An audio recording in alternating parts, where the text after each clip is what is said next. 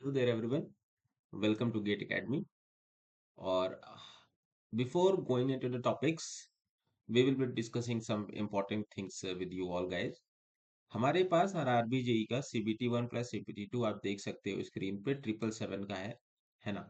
जो भी अगर आपको टेक्निकल का सारे सब्जेक्ट्स एंड आपके एप्टीट्यूड हो गए, रीजनिंग हो गए, जो भी आपके जनरल अवेयरनेस, जनरल साइंस हो गए, उनका सारा डिटेल लेक्चर इस कोर्स में है और बहुत ही चीप प्राइस में है।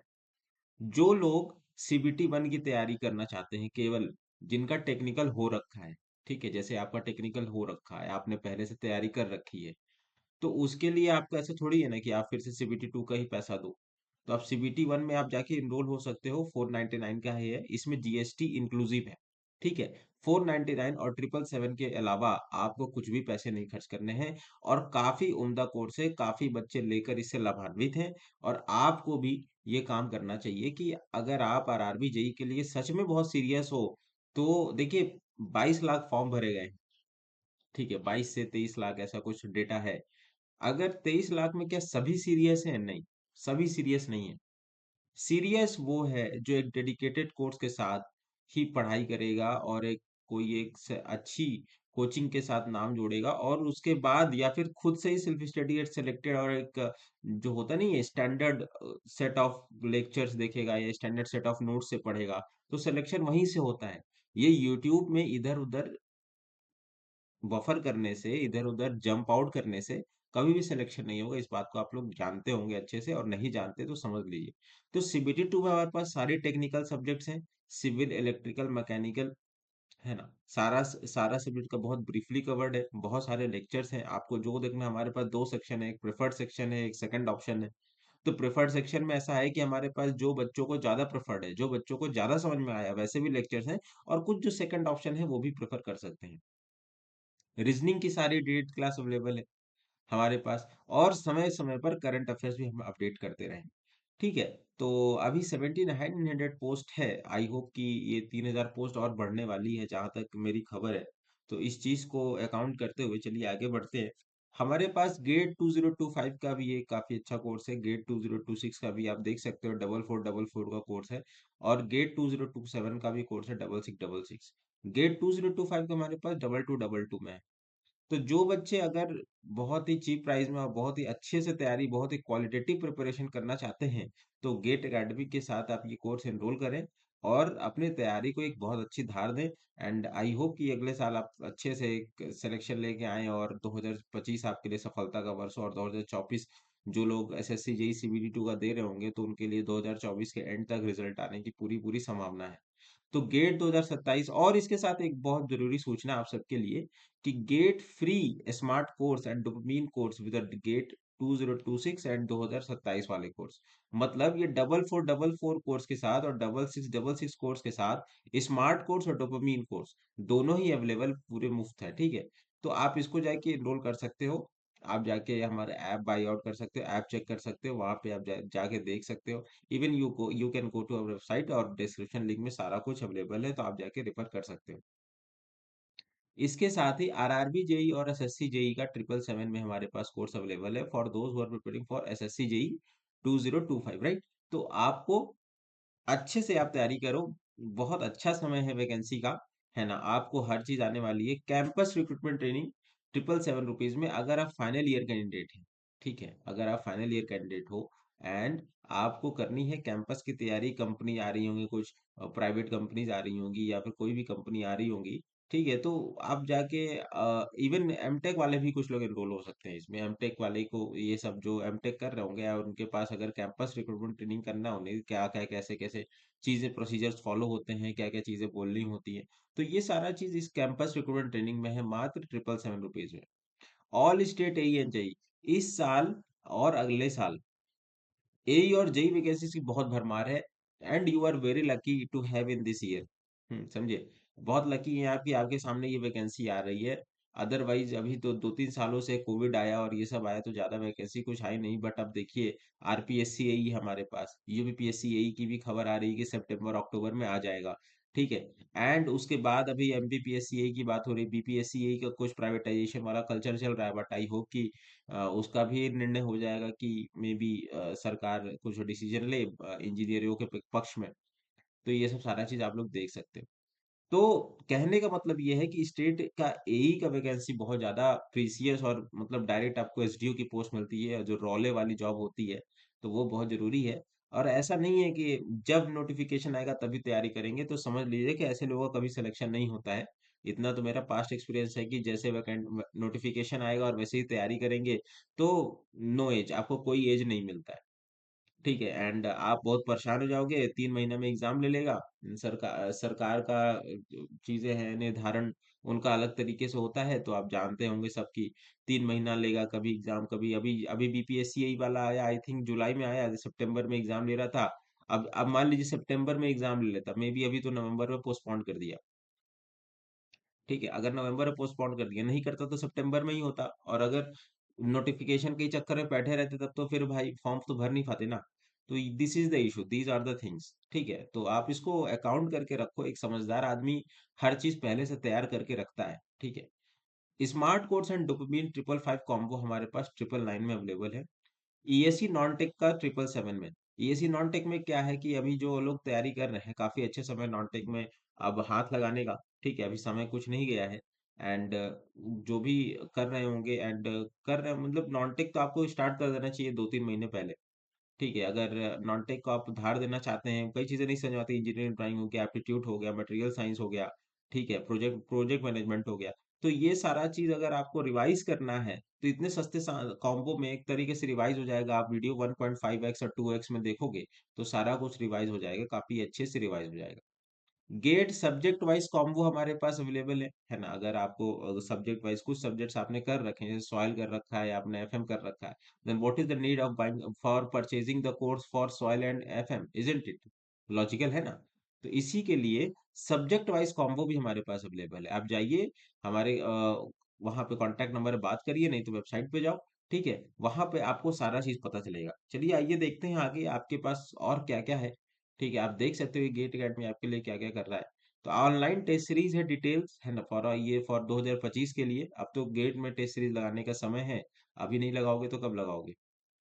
सब्जेक्ट वाइज टेस्ट है, basic level, subject wise test है, advance level, multiple subject test है, चैप्टर वाइज टेस्ट है, फुल लेंथ मॉक टेस्ट है। हर एक टेस्ट को गेट में, गेट एग्जाम को अगर आपको अच्छे रैंक के साथ निकालना है, अच्छे आईआईटी से एमटेक करना है, अच्छे एनआईटी से एमटेक करना है, तो आपको आपकी प्रिपरेशन को आपको टेस्ट से देना होगा। बिना टेस्ट दिए ये बात आप जान लीजिए कि आपका सिलेक्शन नहीं हो रहा है। इस बात को आप बहुत अच्छे से समझिए कि बिना गेट बिना टेस्ट सीरीज में हाथ लगाए, और 3-4 कोचिंग से, एक कोचिंग का क्या होता है, अगर आप एक ही कोचिंग का लोगे तो उसमें पैटर्न एक ही रहता है उन सबका, कि वो लोग एक बड़े चंक से क्वेश्चन लेते हैं और वहीं से वो लोग करते हैं।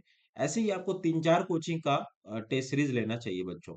ठीक है, बिना आपको वेरिड एक्सपीरियंस होने बिना नहीं होगा, तो आप कैसे हैंडल करोगे। तो वो सब सारा चीज आपको ये टेस्ट सीरीज ही एज देगी।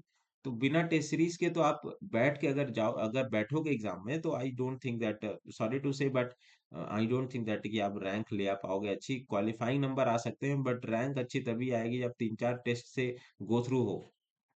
राइट, तो ये सब आपको अकाउंट करना है। Subject wise test basic level 10 test है, आप देख सकते हो। Subject wise test advance level 10 test है।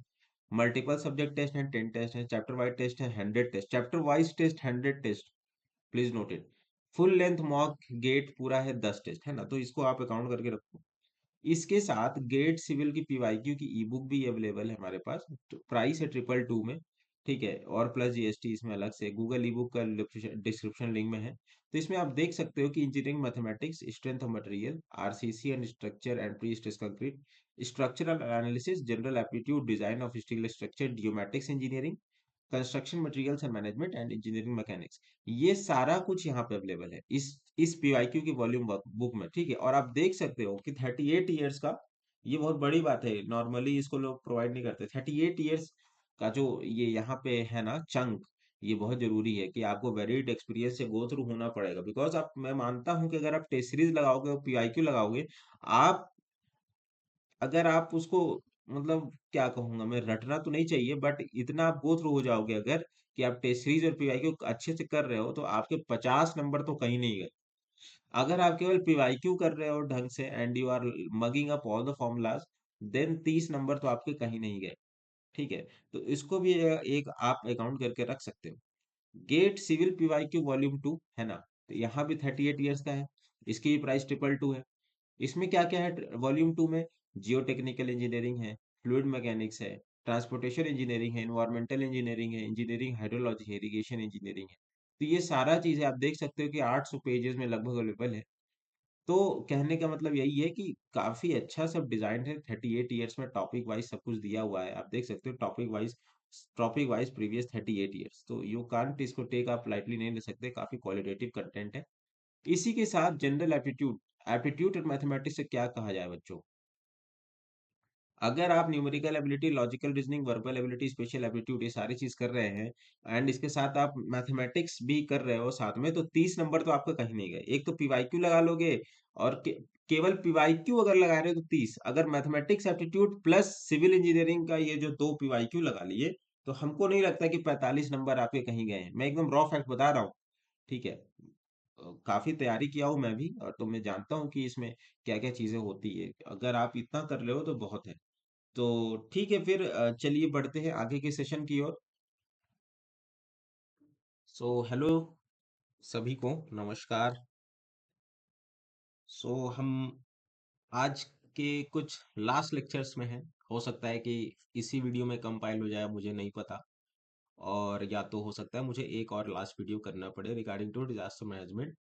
हमने डिजास्टर मैनेजमेंट का सारा कुछ कंप्लीट कर दिया है।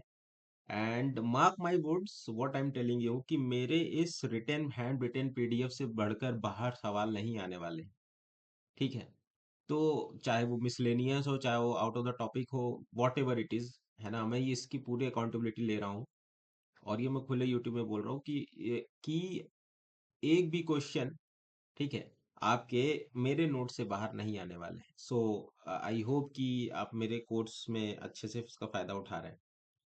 ठीक है, तो हम बात कर रहे थे डिजास्टर मैनेजमेंट की नेचुरल हजार्ड्स सेक्शन में। हमने फॉरेस्ट फायर डिस्कस कर चुका था, है ना, वाइल्ड फायर डिस्कस कर लिया था। कोल्ड वेव के बारे में हमने प्रीवियस लेक्चर्स में बात करी थी। एंड उसके बाद जो है हीट वेव के बारे में भी हमने काफी देखा था। तो आज हम नेचुरल हजार्ड्स की हम बात कर लिए थे, तो आज हम मैन मेड यानी एंथ्रोपोजेनिक फैक्टर्स के वजह से जो जो डिजास्टर हुए हैं, है ना, या होते हैं, उनके बारे में उसका डिटेल विश्लेषण करेंगे। सो स्टूडेंट्स, हम बात कर रहे हैं एंथ्रोपोजेनिक डिजास्टर्स की।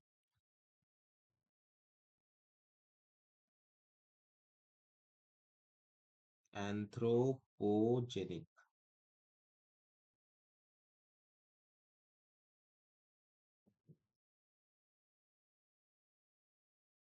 नेचुरल हजार्ड हमने खत्म कर लिया है ना। एंथ्रोपोजेनिक यानी या फिर मैन मेड।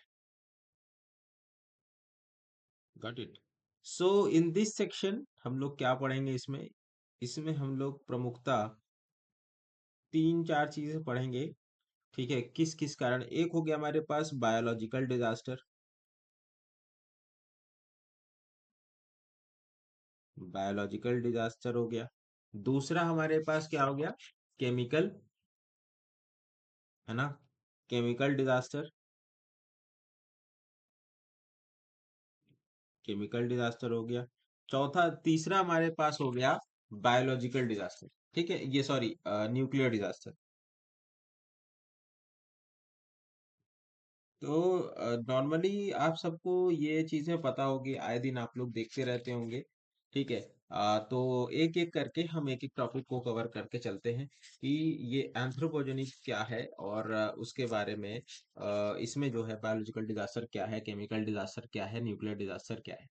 ठीक है, तो please excuse me for my hand writing dears, okay. So because tab में लिखना थोड़ा मुश्किल हो जाता है, but yes I am managing to write in the best, in my best best way. So start करते हैं हम लोग बायोलॉजिकल डिजास्टर से कि what first of all water anthropogenic disaster, as you all know that anything any disaster that is made by whom, us, है ना, इंसानों द्वारा की गई कुछ भी डिजास्टर को, बर्बादी को हम लोग क्या कहेंगे? Anthropogenic disasters. तो आज हम इसमें बढ़ रहे हैं बायोलॉजिकल डिजास्टर। तो एक बायोलॉजिकल डिजास्टर जिससे आप सभी होके गुजर करके चले आए हैं, है ना, पूरे 2 साल आपके करियर के वेस्ट भी हुए हैं। तो इसको आप लोग तो कभी जीवन भर तो भूलेंगे नहीं, और आपने आगे के जनरेशन्स को भी बताएंगे कि क्या था कोविड। ठीक है। तो कोविड, है ना, एक तरीके का बायोलॉजिकल डिजास्टर ही है। ठीक है। तो इसमें क्या होता है कि लार्ज स्केल पर ह्यूमंस अफेक्ट होते हैं, एंड इसमें जो है कुछ भी जो लाइव ऑर्गेनिजम्स हैं उनके साथ छेड़छाड़ या फिर कुछ भी है, तो कभी कभी जानबूझ के ही आप देखे होंगे कि वुहान शहर में, वुहान जो सिटी है ना, जो चाइना में सिटी है, वहां पे लोग ऐसा बोलते हैं, I don't know what is right और not, but they they were prepare for Covid, है ना, वो लोग जानबूझ के ऐसा वायरस बनाया था। आई डोंट नो कि देखिए वो पता नहीं। तो आई डोंट नो कि चीजें कैसी हो जाएं, बट वुहान में ऐसा होता था कि वहां पे लोग ऐसे बोलते हैं कि ऐसी खबर आ रही थी उड़ती उड़ती कि दे वो ऐसा मेंट कर रहे थे कि कुछ ऐसा हो, है ना। तो एक तरीके का बायोलॉजिकल डिजास्टर हुआ, भाई तुमने ऐसे क्यों लीक किया, वो ऐसी चीजें तुमने क्यों लीक होने दी। अभी एक एचएमपीवी आया है, एचएमपीवी भी अगेन एक वायरस ये लोग देते रहते हैं। केरला में हमारे यहाँ तमाम जो भी कुछ नई चीजें होती हैं वहां पे भी वायरस इन्फेक्शन ये सब सारी चीजें जाती हैं। वहाँ ये कोविड भी केरला से ही ओरिजिनेट किया था, तो इंडिया में। ठीक है। तो ऐसे ऐसे करके फैलता गया, और ओरिजिनेशन का कुछ पता नहीं, बट पर्टिकुलर लोग वुहान शहर का नाम दे रहे थे कि वहाँ की एक पर्टिकुलर लेबोरेटरी में ऐसा वैसा हुआ था। तो कहने का मतलब कि इसके टाइप्स हो सकते हैं, एक नेचुरल हो सकता है, एक हो सकता है मैन मेड डिजास्टर हो सकते हैं। बायोलॉजिकल डिजास्टर मैन मेड कैसे होगा कि इसमें एक एपिडेमिक होती है जो ज्यादातर नेचुरल, है ना, जो लार्ज नंबर में फैलती चली गई, है ना।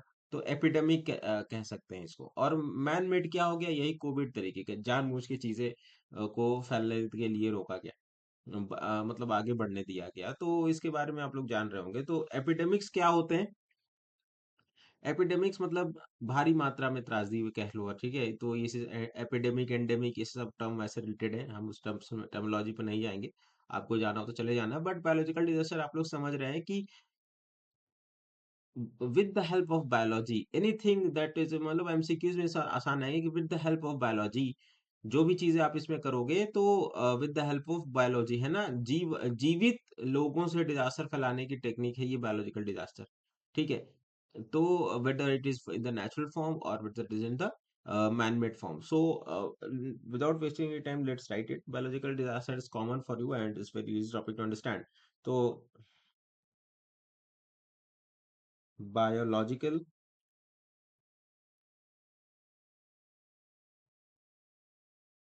disasters are scenario involving disease, disability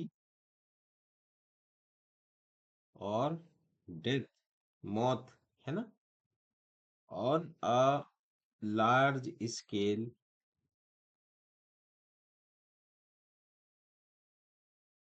among humans,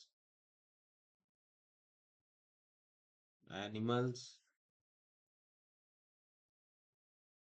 and plants. आप देखते होंगे कि कि बर्ड फ्लू हो रहा है, तो उसमें बहुत सारी मुर्गियां और मुर्गे जो है ऐसे खत्म हो जा रहे हैं, चिकन चिकन जो है ऐसे खत्म होता चला जा रहा है। तो it happens. So animals and plants due to toxins और disease caused by live organisms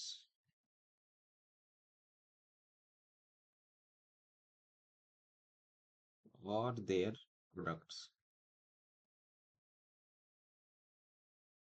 okay. So live आप देखते होंगे कि जो इसमें खबर आई थी कि कोविड में कि कैसे हो गए, तो आपको समझ में आया कि जो बैट होते हैं, बैट, चमगादड़, चमगादड़ से ये डिजीज आया है। एक आपको पता चला होगा मंकी पॉक्स, मंकी पॉक्स आप तो सर्च कर लीजिएगा कैसा होता है। ये मंकी पॉक्स कहाँ से आया है? बंदरों से आया है। तो इसमें इंसानों की भी हुई थी मिलने की। और ये क्वेश्चन आ सकता है कि केरला में ही से ही क्यों ज्यादातर ये से सारी चीजें होती हैं। तो आप लोग इसको जाके गूगल कर लेना, ठीक है। तो इसमें और कुछ मैं पॉइंट्स लिखवाना चाहूंगा कि सच disasters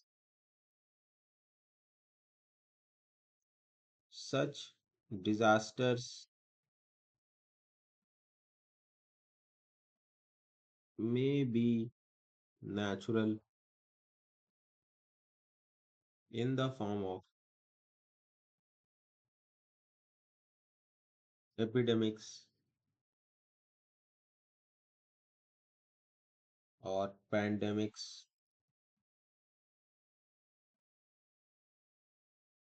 or man-made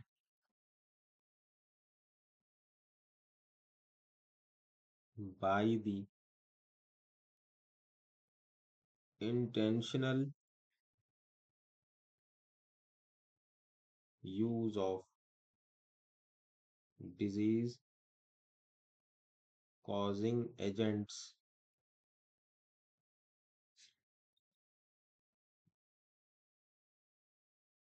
in biological warfare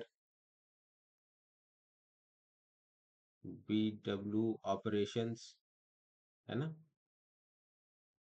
और incidents of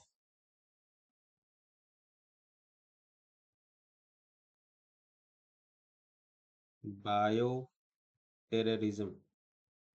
बहुत बड़ा खतरा है आज के समय पे ये बायो टेररिज्म। तो वो बायोलॉजिकल डिजास्टर यहाँ तक की बातें कर सकता है। आप देखिए कि वुहान जैसे शहर में, क्योंकि वही हमारे लिए सबसे बड़ी एग्जांपल रहेगा बायोलॉजिकल डिजास्टर में, कि वुहान जैसे शहर में तैयार किया गया वो वायरस, ठीक है, वो for somehow any reason, I don't know what may be what that was reason was, but yes, आपने पूरे विश्व की इकोनॉमी खराब करके रख दी, ठीक है। तो इससे मतलब गोलियों से भी ज्यादा नुकसान हुआ हमारे देश को और संपूर्ण विश्व को इस चीज से। तो है ना, बंदूक की गोली से भी ज्यादा नुकसान हुआ। तो सच डिजास्टर में be natural in the form of epidemics और पैंडेमिक्स और man made by intentional use of disease causing agents, है ना। तो इसको क्या कहेंगे? Intentional, intentional use of disease causing agents, है ना। तो सार्स कोविड जो वायरस था, तो बायोलॉजिकल वारफेयर ऑपरेशंस और इंसिडेंट्स ऑफ बायोटेररिज्म। तो ये बहुत बड़ा खतरा हमारे लिए है कि बायोलॉजिकल डिजास्टर ऐसी चीज है, ठीक है। तो इसमें हम बात करेंगे types of biological disasters. Types of biological disaster.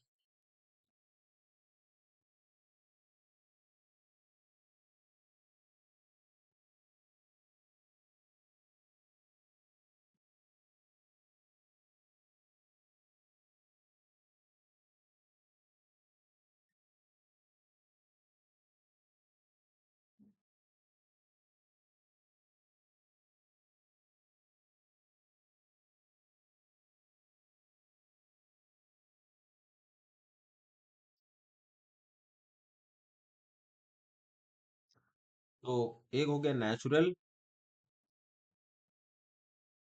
एक हो गया मैन मेड। तो इसमें क्या है? An epidemic afflicts a dish proportionately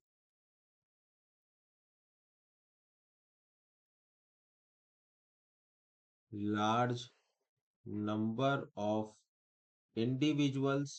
अभी मैं बताता हूं आपको individuals। It is an epidemic that is spread across a continent or world wide.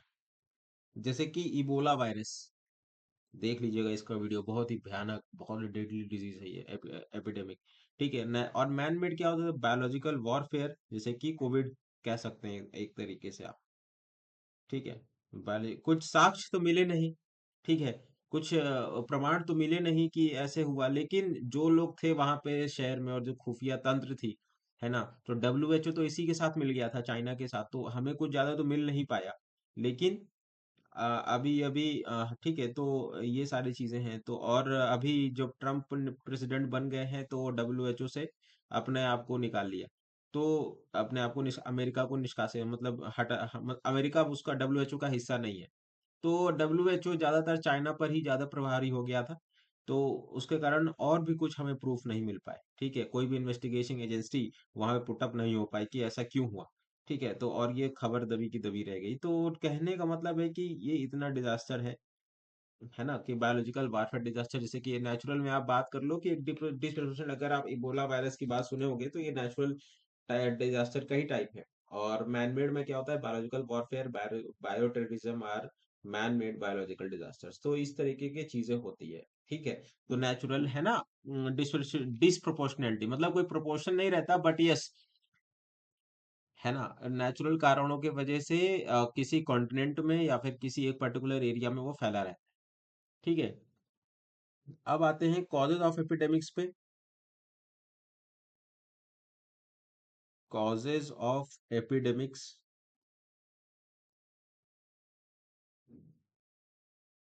एक तो ये सबसे बड़ी बीमारी है।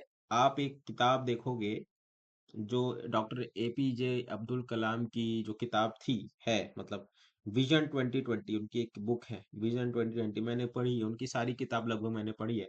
तो विजन 2020 में उन्होंने कहा था कि मैं एक ऐसा भारत देखना चाहता हूँ कि जिसमें, उन्होंने पहला पॉइंट जो था, उनके 20 पॉइंट्स थे कुल उसमें शायद, ठीक है, कुछ पॉइंट्स, कुछ प्रमुखता, कुछ पॉइंट था, मैंने बहुत पहले क्लास 10th में पढ़ी थी। तो विजन 2020 में था कि पहला पार्ट यह है कि सैनिटेशन प्रॉपर होना चाहिए। तो उनका विजन देखिए। और आज के एपिडेमिक में जो सबसे बड़ा सहयोगी है वो है इम्प्रॉपर सैनिटेशन, पुअर सैनिटरी। मैं एक ऐसा भारत देख रहे थे वो कि जिसमें कि सैनिटेशन की बहुत अच्छी व्यवस्था हो। सैनिटेशन ना होने से बहुत सारी बीमारियां होती हैं। ठीक है, प्रॉपर सैनिटरी होनी चाहिए, प्रॉपर सैनिटरी होना चाहिए, नहीं तो क्या होता है, वहां पर इन्फेक्शंस हो जाते हैं, और क्या यार, सबको पता है कि leading to contamination, leading to contamination of food and water, right. inadequate disposal of human and animal carcasses, carcasses मतलब शव, बॉडीज, डेड बॉडीज, ठीक है, इन पोस्ट डिजास्टर सिचुएशन। आपने देखा होगा कि कोविड में, याद कर लीजिए अपने उस कोविड का दिन, ठीक है, तो inadequate disposal of human and animal carcasses in post disaster situations, after Covid बहुत सारे लोगों की बॉडी अनडिस्पोजली ऑफ की गई और उससे बहुत ज्यादा इन्फेक्शंस पैदा हुए थे उसके बाद भी। ठीक है, तो इनएडिक्वेट एपिडेमिक्स, ये सब चीजें होती हैं। उसके बाद they become real danger during flood and earthquakes. ठीक है, poor solid waste management, flood रहेगा तो इन्फेक्शन इधर से उधर फैलेगा, पानी में बहेगा। ठीक है, अर्थक्वेक आएगा तो उसमें भी ये सब सारी चीजें मिसमैनेज हो जाती हैं। ठीक है, पुअर सॉलिड वेस्ट मैनेजमेंट, तो ये कुछ प्रमुखता, कुछ बड़े कारण हैं जिसके कारण एपिडेमिक्स होता है। ठीक है, तो मेजर सोर्सेज ऑफ एपिडेमिक्स क्या है भारत में? मेजर सोर्सेज ऑफ एपिडेमिक्स क्या है भारत में, आप सबको पता होगा कि एक हमारे पास होता है वाटर बॉर्न डिजीज, एक हमारे पास होता है वेक्टर बॉर्न डिजीज, ठीक है, और एक हमारे पास होता है पर्सन टू पर्सन ट्रांसमिशन, जैसे कोविड, ठीक है, स्नीजिंग, एंड उसके बाद एक हमारा होता है एयर बॉर्न डिजीज। ठीक है, तो क्यों होता है, ठीक है, तो major sources of, major sources of epidemics in India, major sources of epidemics in India. So हमारे पास एक है कि water borne disease,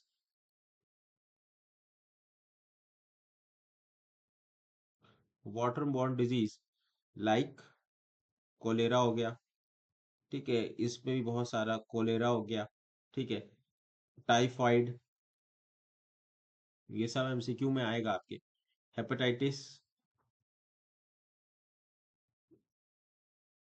A B, है ना, ए बी आर मेजर, है ना, जो इसके कारण वाटर बॉर्न डिजीज होता है, मतलब जो पानी से संबंधित जो महामारी फैलने के चांसेस होते हैं। कोलेरा से क्या हुआ था कि एक बार बहुत महामारी फैली थी। तो vector borne disease,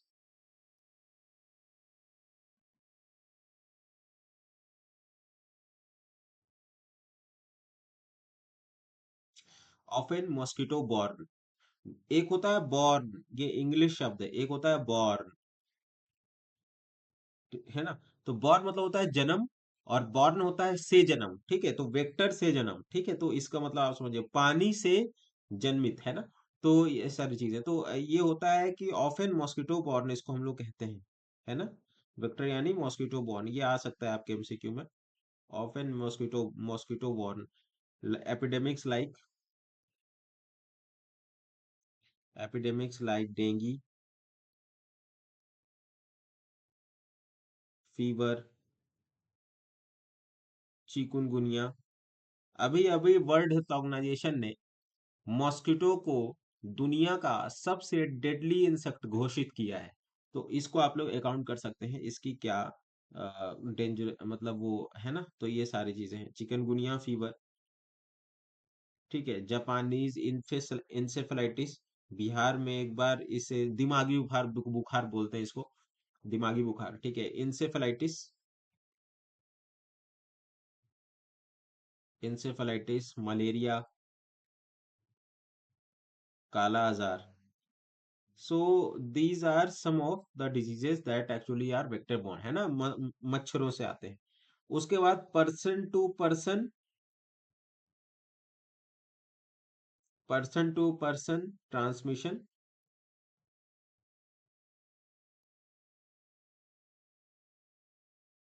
of disease, जैसे कि एड्स, एड्स हो गया हमारे पास, है ना, एंड अदर, और भी कई सारी चीजें होती है, and other Covid again, and other venereal diseases, ठीक है। और एक हमारे पास होता है एयरबॉर्न, हवा में ही वो है, एयरबॉर्न डिजीजेस, ठीक है, दैट कैन यूजिंग क्लॉथ, है ना, थ्रू फॉर्मटीज फोमाइट्स, है ना। तो ये सारी चीजें, तो ये से सारी चीजें हम लोग इसमें, ये सारी रीजंस है कुछ जिसके कारण ये हुआ था। एक हो गया वाटर बॉर्न डिजीज, एक हो गया वेक्टर बॉर्न डिजीज, एक हो गया हमारे पास person to person transmission of disease, एक हो गया vector borne disease. So I hope कि आपको ये समझ में आ रहा हो।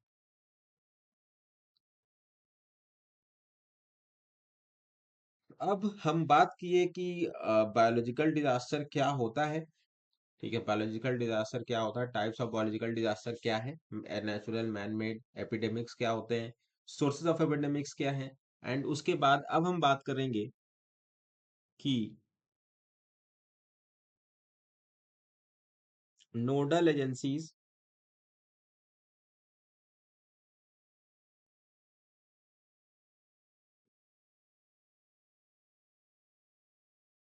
जो नोड पर है, राइट, जो सबसे अंतिम छोर पर है, for dealing with biological disasters in India. So what are those, एक हमारे पास ministry of health and family welfare,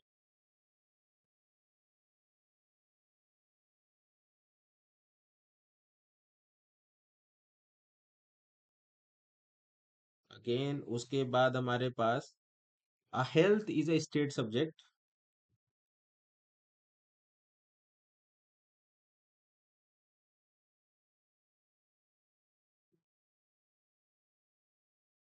under schedule 7 of our constitution of the Indian constitution. तो ये आप देखिए कि ये सरकार की जिम्मेदारी बनती है कि सबको सुरक्षित रखा जाए। आप देखिए कोविड 19 में इतने सारे इंजेक्शंस लगे, वैक्सीन लगी, क्या कभी किसी ने पैसा लिया? प्राइवेट वाले ले रहे थे, क्योंकि वो रशिया से जो वैक्सीन आ रही थी, क्या नाम था उसका, आई डोंट नो यार, नाम बोल रहा हूँ मैं इसका, स्पुतनिक, है ना? तो ठीक है, तो ये सारी चीजें, तो जो सरकार की जो स्कीम थी, आप अगर सरकारी एजेंसी से लगवाए होंगे तो वहां पर आपको पूरी तरीके से पूरे देश भर के लोगों को फ्री में वैक्सीन दी गई। ठीक है, तो आप ये समझिए कि सरकार के लिए एक एक जीवन की जिम्मेदारी है। ठीक है, एक एक जीवन की जिम्मेदारी। ठीक है, एंड उसके बाद हमारे पास है एनआईसीडी। क्या है NICD? National institute of communicable diseases, NICD. And again उसके बाद हमारे पास nodal ministry, nodal ministry for biological warfare, nodal ministry for biological warfare, ministry of home affairs, ministry of home affairs. Okay, so गृह मंत्रालय इसको देखता है। तो ये सारी चीजें। ओके, देन उसके बाद steps required, what are the steps required for disaster management, for biological disaster management?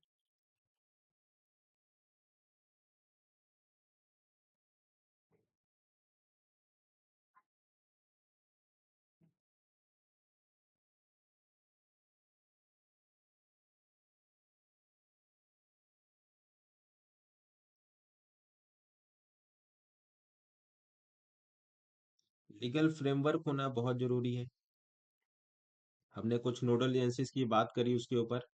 ठीक है, तो लीगल फ्रेमवर्क का होना भाई है बहुत जरूरी है। इसमें एक बहुत इंपॉर्टेंट एक्ट है जिसका नाम है एपिडेमिक डिजीजेज एक्ट 1897। ठीक है, जो इसको नीड्स टू बी रिपील्ड। तो ये आपका ज्यादा इंपॉर्टेंट है नहीं, बट ये आपको ये कंसिडरेशन में रखना चाहिए। Okay, now second, operational framework, कि कैसे काम करने वाला। एक हमारे पास लीगल फ्रेमवर्क होना चाहिए, एक ग्राउंड पर होना चाहिए। ठीक है, उसके बाद तीसरा, कमांड कंट्रोल कोऑर्डिनेशन। ये कोई अगर पूछे कि what are the steps required for biological disaster management, ठीक है, तो command frame control and coordination होना चाहिए, right? Command control and coordination होना चाहिए। आपने देखा था कि कोविड के टाइम पर जब बेड हॉस्पिटल्स में कम पड़ रहे थे, तो इंडियन रेलवे कोऑर्डिनेट कर रहा था, और इंडियन रेलवेज ने अपने ट्रेन के ही अंदर जो है कोचेस बना, बेड पे ही, मतलब बर्थ पे ही उसने एक एक वो बना लिया था। तो ऐसे कोऑर्डिनेशन हुआ ना, कमांड हुआ, ऐसे सारी चीजें कंट्रोल हुआ। और augmentation, augmentation in human resources.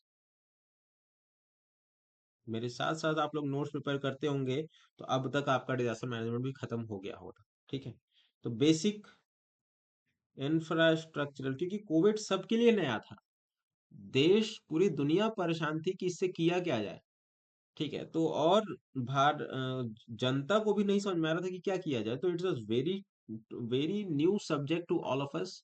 सो हमारे लिए थोड़ा सा अब हमारे पास अगर वैसी अगर त्रासदी आती तो देश अब प्रिपेयर रहेगा कि कैसे कैसे इसको मिटिगेट करना। अब जैसे कि एचएमपीवी आया, तो एचएमपीवी से हमें कुछ उसका खास इफेक्ट पड़ा नहीं, बट यस चाइना में जहाँ तक न्यूज वगैरह में देखने को मिला कि एचएमपीवी का भारी वो हुआ है।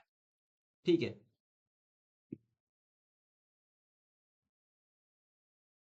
तो इसमें भी जो है एनडीएमए का हाथ होता है। तो इसमें हम कुछ लिख लेंगे कि Covid 19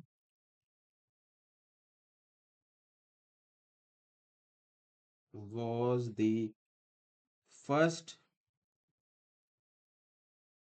pan India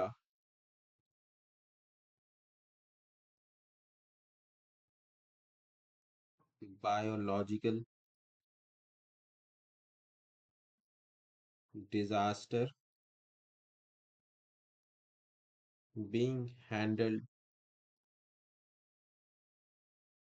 by the legal and constitutional institutions of the country.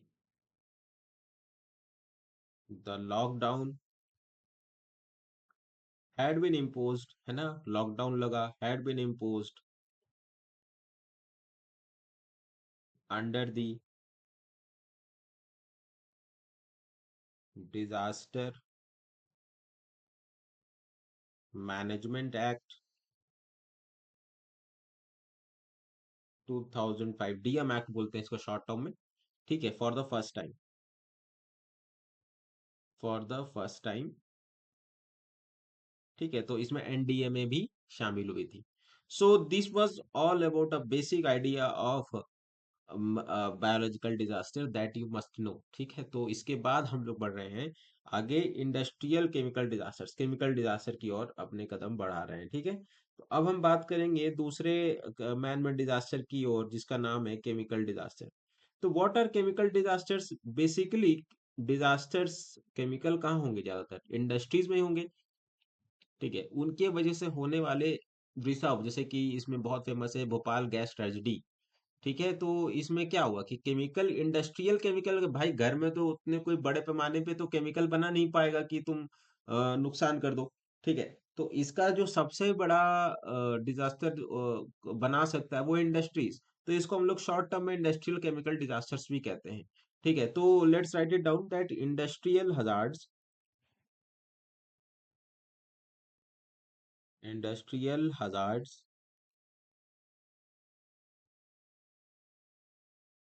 Are threat to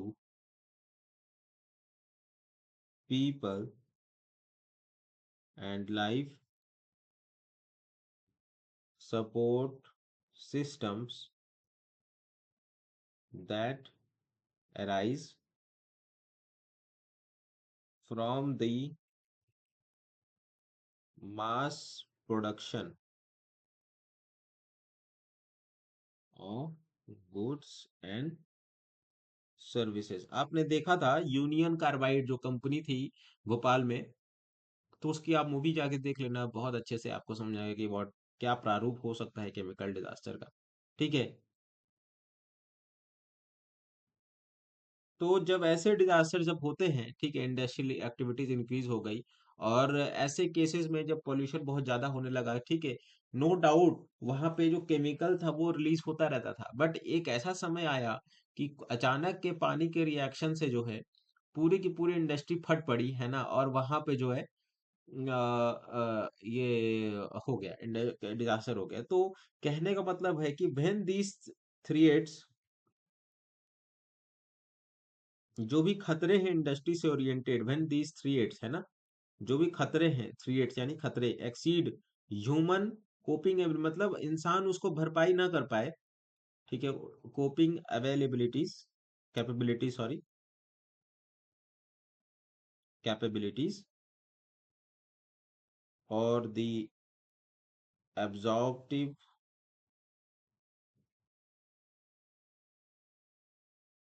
capacities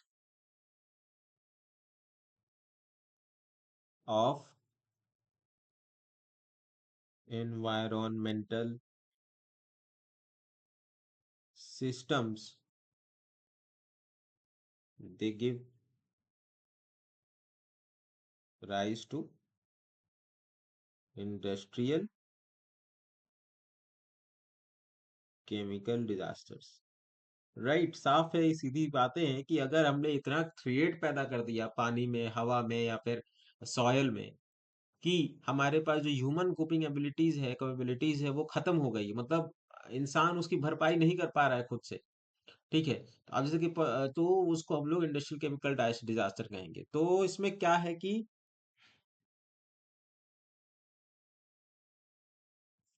sources and initiators क्या मदद करते हैं, ऑफ मतलब क्या उसको इंडस्ट्रियल डिजास्टर होने में क्या सहयोगी होता है। ठीक है, in industrial disasters.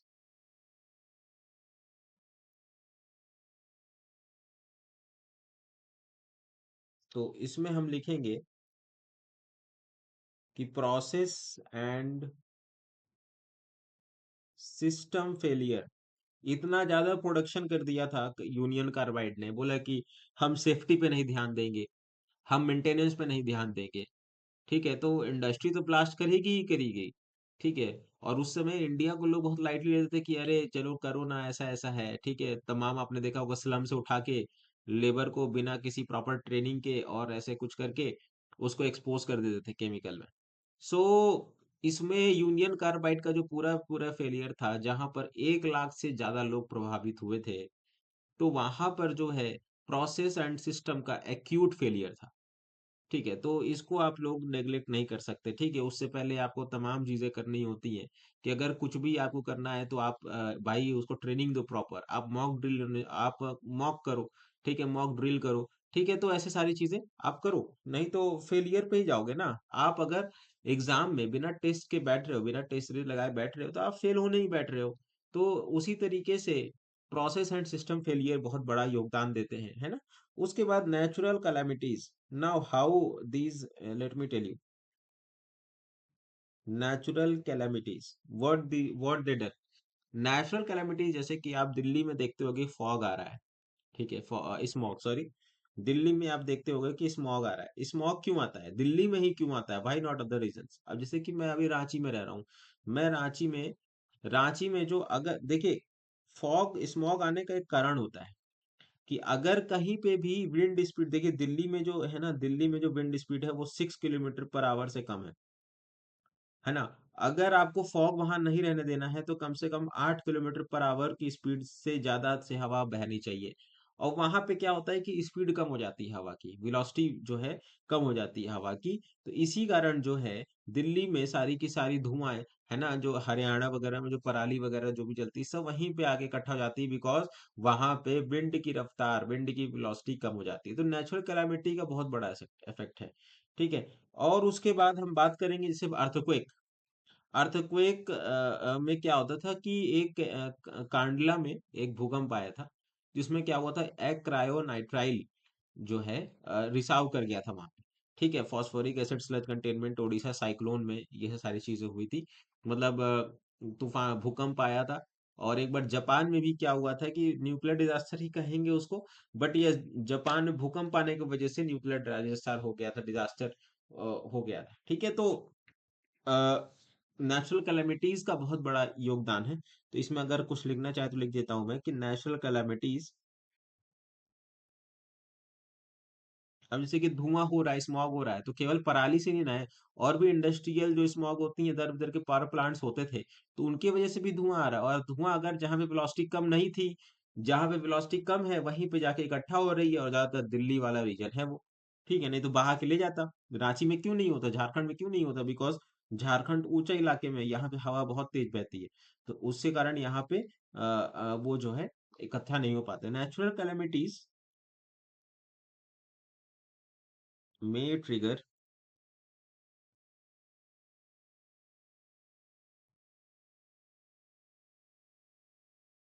Chemical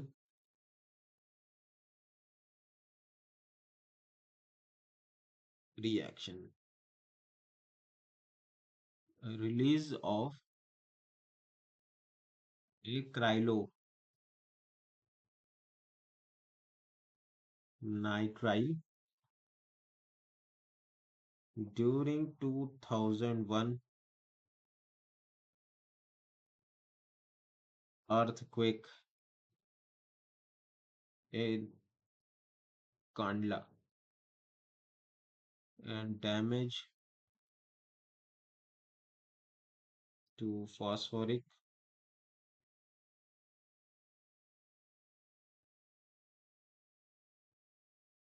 acid sludge containment during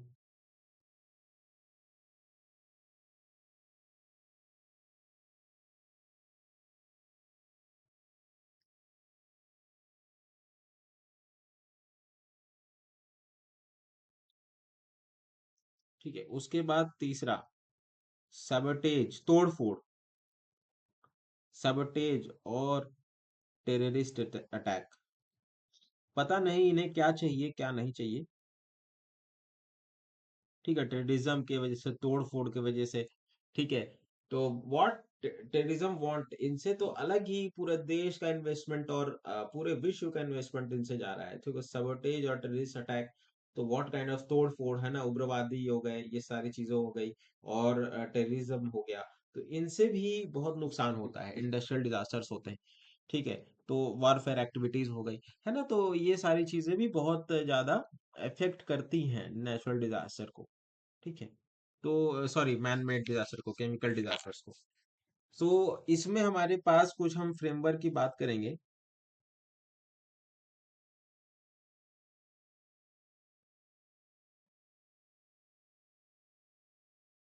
क्योंकि बहुत जरूरी है कुछ इंडस्ट्रीज ओरिएंटेड बातों को जानना। Institutional framework and statutory laws.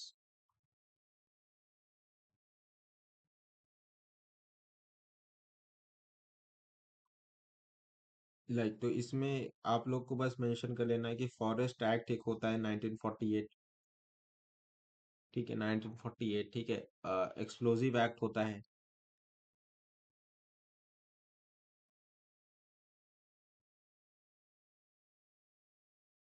1880, बहुत बड़ा सिलेबस है इस समय यूपीपीसीएस प्रीलिम्स का भाई, मानना पड़ेगा। फैकल्टी की खुद हालत खराब हो गई है। ठीक है, insecticide act.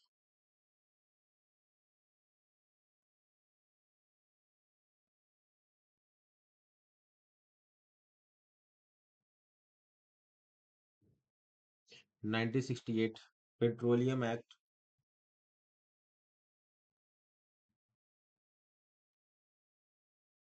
1934।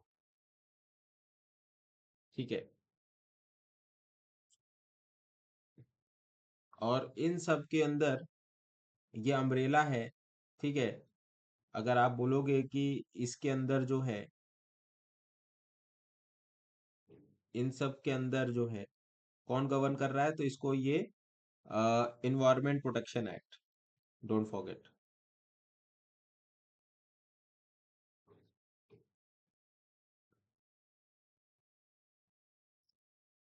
Environment protection act 1986, very very important. Again,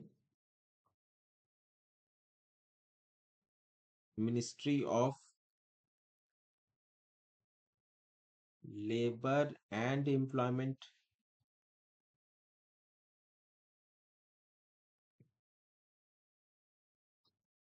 along with, बस एक टर्मिनोलॉजी आप लोग बस देख लेना, DGFASLI।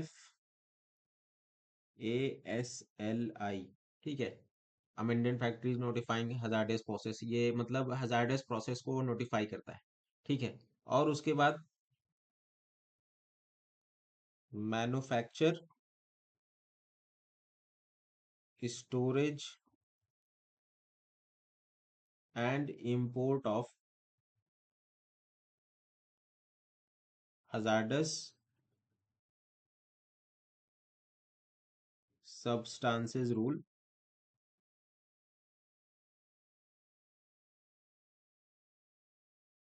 1989। बिकॉज मैनेजमेंट और manufacture, storage, input of hazardous substance कैसे कैसे करना है।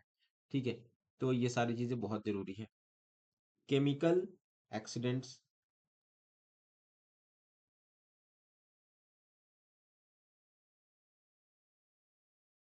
Chemical accidents rules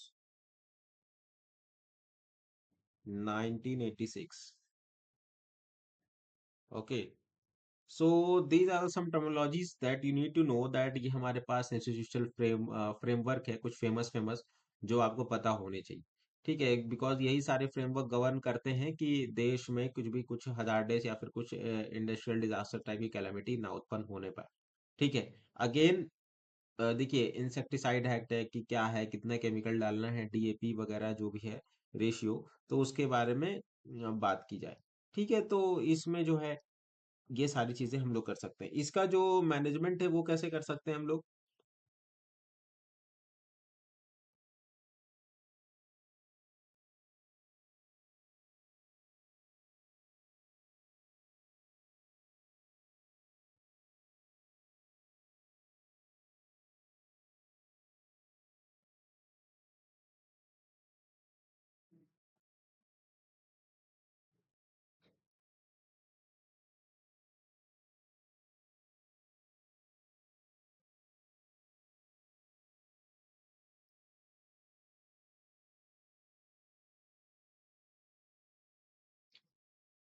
design and pre modification review.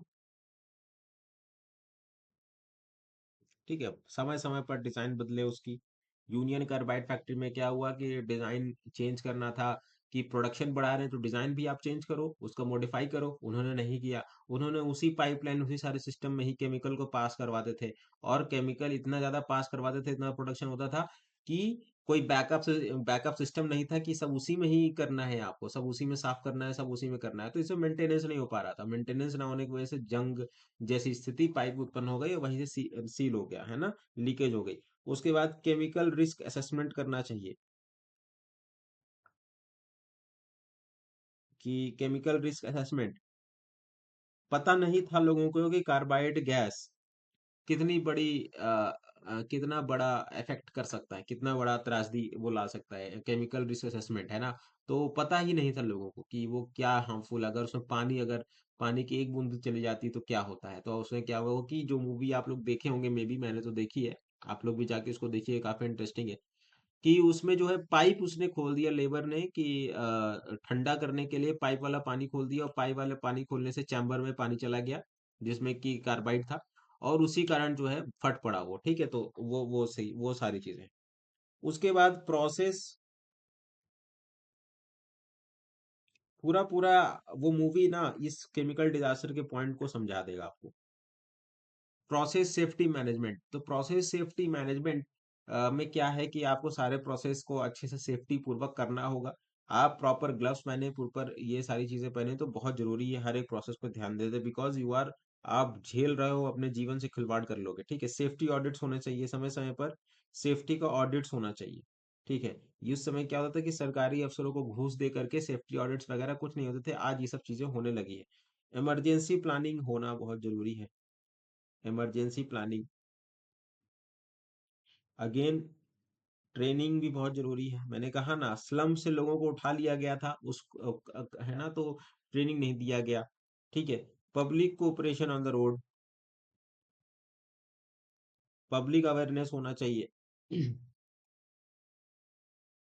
Public awareness होना चाहिए। कईयों को तो पता नहीं था कि क्या करें। डॉक्टर को उस हॉस्पिटल में नहीं पता था कि अगर कार्बाइड की गैस लीक हो जाती है तो कौन सा हम केमिकल यूज करें, कौन सा हम ऐसी चीज यूज करें। लोग पानी के में ही डुबकी लगा के मर गए बेचारे, पानी में ही डूब कर मर गए, कोई तालाब में ही कूद के मर गया। ठीक है, तो पब्लिक अवेयरनेस होना बहुत जरूरी था। वहां के लोगों को ट्रेन कर सकता था वो, कि इन द केस ऐसी सी चीजें हो गई तो क्या हो सकता है। ठीक है, उसके बाद proper storage of hazardous material. अभी तक जो है, अभी तक उसका जो वेस्ट है वहां पे वो नहीं हटा है, सोचिए। ये तो स्थिति है। Proper storage of hazardous material मतलब एक दिन में, एक 8 से 7 8 घंटे में, रात के 9 से मतलब जितने बजे भी, मतलब पूरा का पूरा एक रीजन पूरा बर्बाद हो गया। मतलब आप कहिएगा स्थिति कितना गंभीर है। 10,000 लोगों की तो मौत हो गई, और 1 लाख लोग प्रभावित हो गए उससे, उस हवा से। तो जहर, हवा में ही जहर फैल रहा। तो बहुत बड़ा, वो बहुत खराब इफेक्ट था। ठीक है, तो यहाँ पे हम बात किए हैं आपके सामने केमिकल डिजास्टर के बारे में। अब बढ़ते हैं आगे के पॉइंट पर, है ना, न्यूक्लियर डिजास्टर, जिसके बारे में आप सबको पता होगा, third.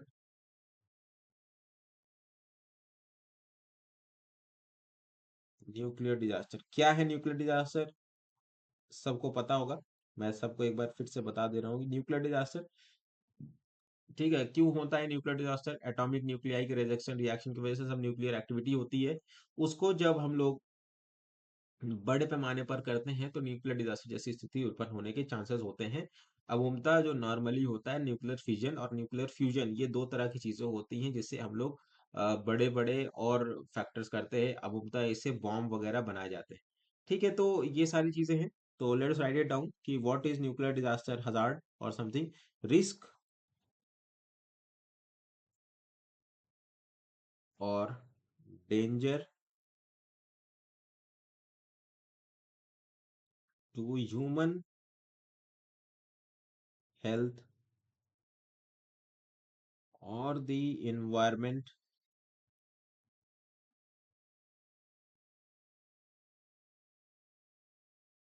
exposed by the radiation emanating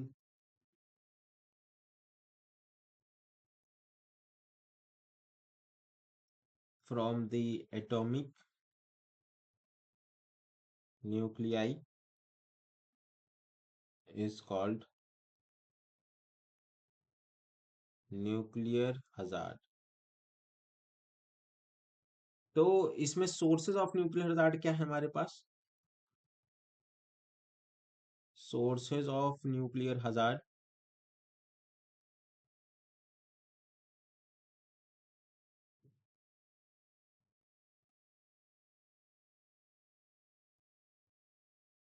natural resources,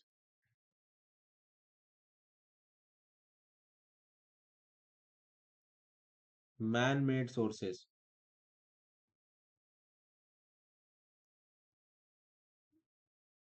तो नेचुरल रिसोर्सेज में हमारे पास क्या होगा? अब आपको लगेगा कि न्यूक्लियर हजार्ड में नेचुरल रिसोर्सेज क्या हो सकते हैं। तो नेचुरल रिसोर्सेज में जैसे कि जो कॉस्मिक रेज होती हैं, और है ना, जो कॉस्मिक रेज होती हैं ये बहुत कम देखा गया है, बट यस होता है। कॉस्मिक रेज जो आउटर स्पेस से आती हैं उससे, natural resource from outer space, उससे cosmic rays from outer spaces की वजह से नेचुरल रिसोर्सेज का इफेक्ट है, एक सोर्स है। और दूसरा, अर्थ क्रस्ट से भी न्यूक्लियर एक्टिविटी होती है। Emissions from the radio active material from the earth crust.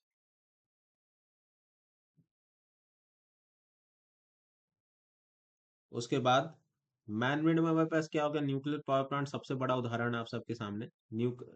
Nuclear power plant. उसके बाद एक्स रेज, न्यूक्लियर बॉम्ब।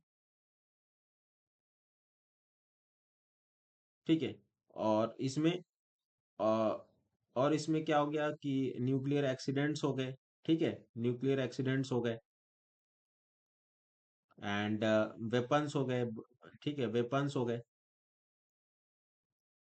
तो mining process of radio active ores. तो ये कुछ कारण हो सकते हैं न्यूक्लियर हजार्ड के सोर्सेस के। ठीक है, न्यूक्लियर ओर्स के। तो इट्स हैपेंस, क्यों होता है ये? और न्यूक्लियर इमरजेंसी इसी कुछ कारण की वजह से अराइज होता है। न्यूक्लियर इमरजेंसी की क्या होता है, अगर ऑपरेटिंग कंट्रोल ना होने पाए, आपको मैं एक मूवी सजेस्ट करूंगा देखने के लिए, चेरनोबिल डिजास्टर। कौन सी? Chernobyl disaster. यूट्यूब पे पड़ा है, आप देख लीजिएगा, चेरनोबिल डिजास्टर क्या हो सकता है। ठीक है, तो इसमें हम बात करेंगे, ये सारी चीजें आपको पता है कि हम तक क्या होती है। तो न्यूक्लियर डिजास्टर, न्यूक्लियर आज के समय में ऐसा चीज है कि जिसके बिना हम जी नहीं सकते और इसको हम छोड़ भी नहीं सकते। तो न्यूक्लियर हजार्ड तो इंडिया में देखिए हमेशा बना रहता है। न्यूक्लियर हजार्ड बहुत हाईली टेक्निकल चीज है ना। अगर आप टेक्निकल प्रोफिशिएंसी नहीं रखते हैं तो न्यूक्लियर हजार्ड जैसी चीजें उत्पन्न होगी ही होगी। और बात रही कि, है ना, वल्नरेबल है नेचुरल डिजास्टर से। और इसमें क्या होता है कि, ठीक है, तो ये सारी चीजें। उसके बाद नेचुरल हजार्ड से कैसे बचा जाए, शमन उसका कैसे किया जाए।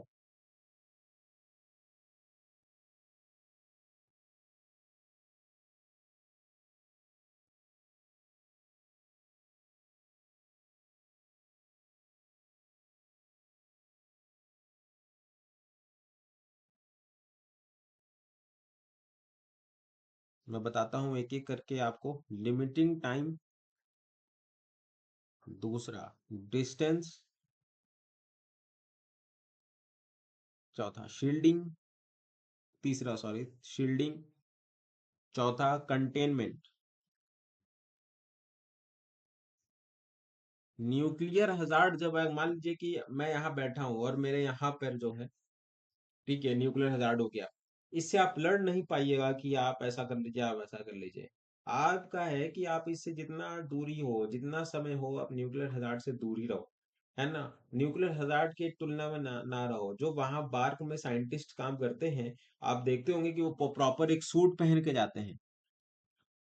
वो सूट फिर भी जो है, जो लैब में, स्पेशल लैब में जहाँ पे वो रॉड्स वगैरह जो का जो इंस्पेक्शन करते हैं, ठीक है, कैडमियम और बोरोन रॉड जो भी होती है, तो वहां पे रॉड्स वगैरह का जब इन्फेक्शन करते हैं, तो वो भी रेडिएशन से एक्सपोज हो जाते हैं।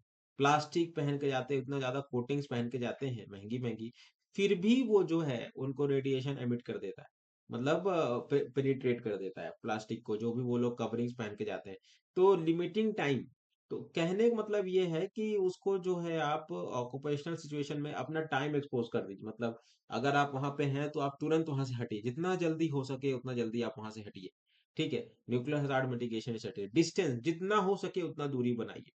शील्डिंग, अपने आप को शील्ड कर दीजिए। अगर आप हजार्ड जोन में जा रहे हैं, अगर जहाँ पे आप ऐसी जगह जा रहे हैं जहाँ पे न्यूक्लियर हजार्ड जैसी स्थिति आती है, तो वहां पे आप एक काम करिए, आप वहां पे एक शील्डिंग ले लीजिए, अपने आप को ढक लीजिए। कंटेनमेंट है ना, कंटेनमेंट कैसे करना है? अगर आप कुछ भी जा रहे हैं, अगर उसमें न्यूक्लियर, सपोज मैं यूरेनियम लेके जा रहा हूँ और खुले हवा में मैं यूरेनियम लेके गया, तो ये तो दिक्कत की बात है। तो वहां पे आप क्या करिए, उसको एक प्रॉपर कंटेनर में, एक प्रॉपर स्टैंडर्ड कंटेनर में रखिए, ठीक है, जहां से ये सारा आप कर सकते हैं। तो इसमें हमने आपको ये 4 पॉइंट बताए कि इसका मिटिगेशन कैसे किया जा सकता है। अब हम आपको बताएंगे कि इसमें इंस्टीट्यूशनल फ्रेमवर्क कौन कौन से, और इसी के साथ ये लेक्चर कंप्लीट होता हुआ। इंस्टीट्यूशनल एंड एक लेक्चर और है, वेरी इंपॉर्टेंट है, इसको भूलना नहीं है, ठीक है। Institutional and legislative framework. Who is the father of atomic energy in India? Doctor Homi Jahangir Bhabha, don't forget. Institutional framework in India, तो इसमें है atomic energy act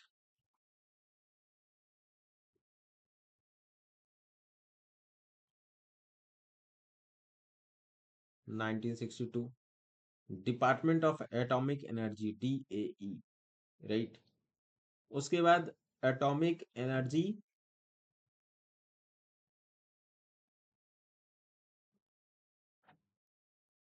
regulatory board.